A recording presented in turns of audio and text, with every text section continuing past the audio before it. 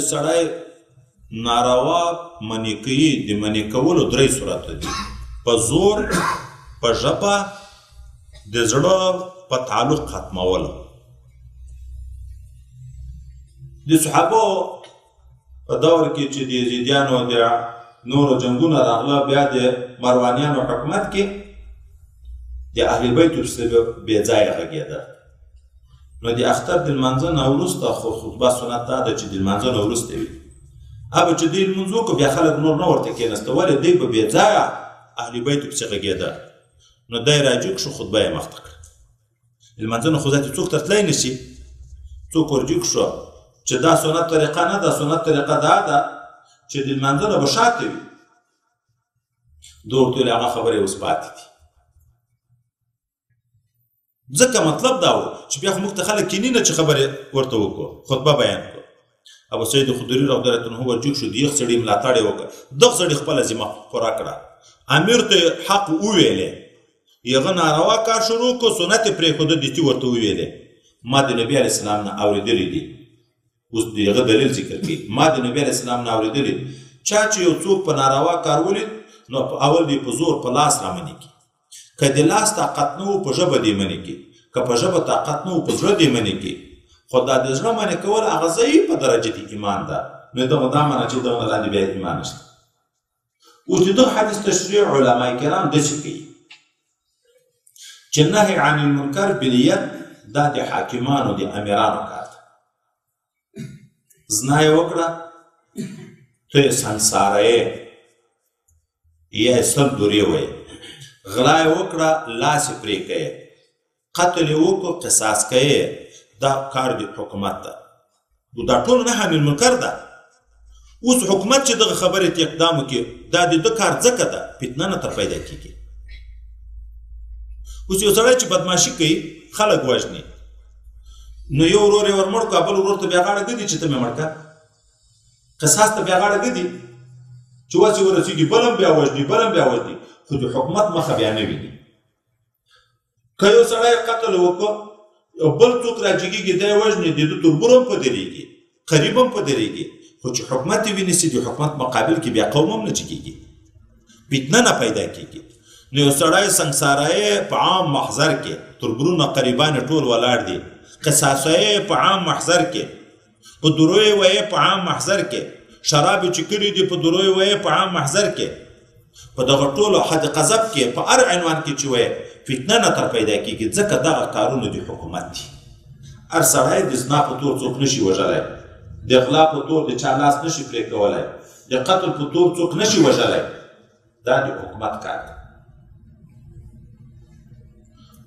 او یو د ید دا د چاپیړې او د لښتې ویل دي هغه خو هغه غټ حدود دي دا پلار د زمانو کړی شي استاد د شاګرد کړی شي دغه مطبوع د تعبیر چې تر حد الوسع فتنه نه پیدا کېږي په هغومره انداز نهی عن المنکر په هر یو ذمهواري ده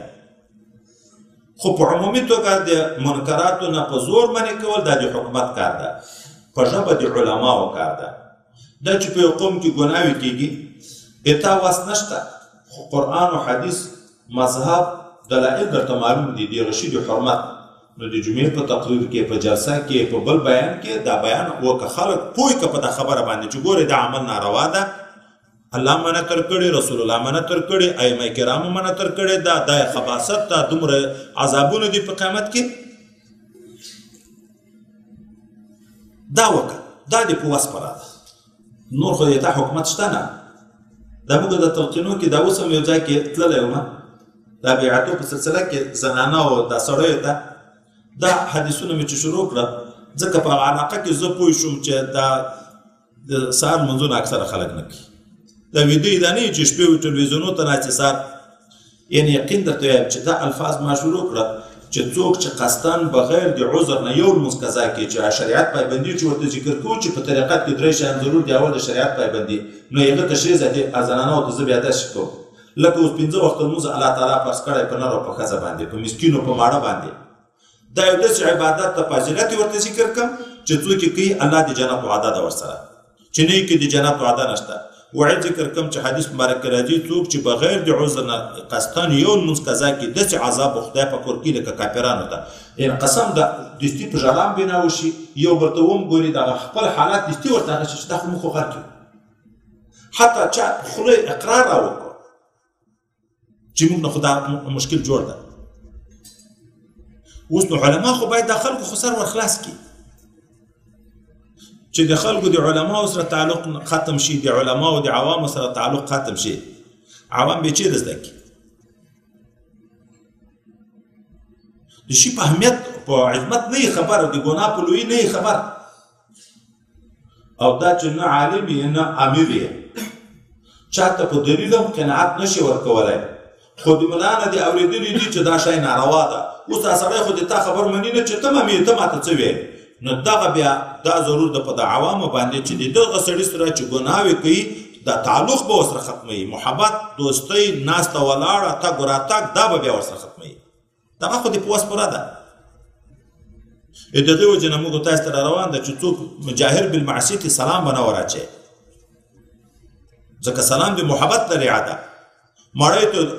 مېلمستیا به نه ورته کوي دا د محبت ذریعه ده مرګرتیا تعلق به نه ورسره ساتي دا د محبت ذریعه ده موږ د فساقو په مخالفت مامور یو که په محبت اوس نو دغه درې طبقې دي چې دا درې ته اوس نن سبا وګورو کومه یوې خپله وظیفه جاري کړې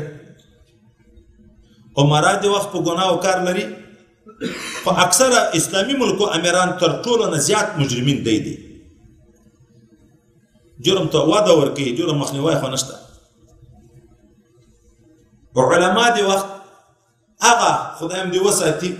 د طمع او د لالچ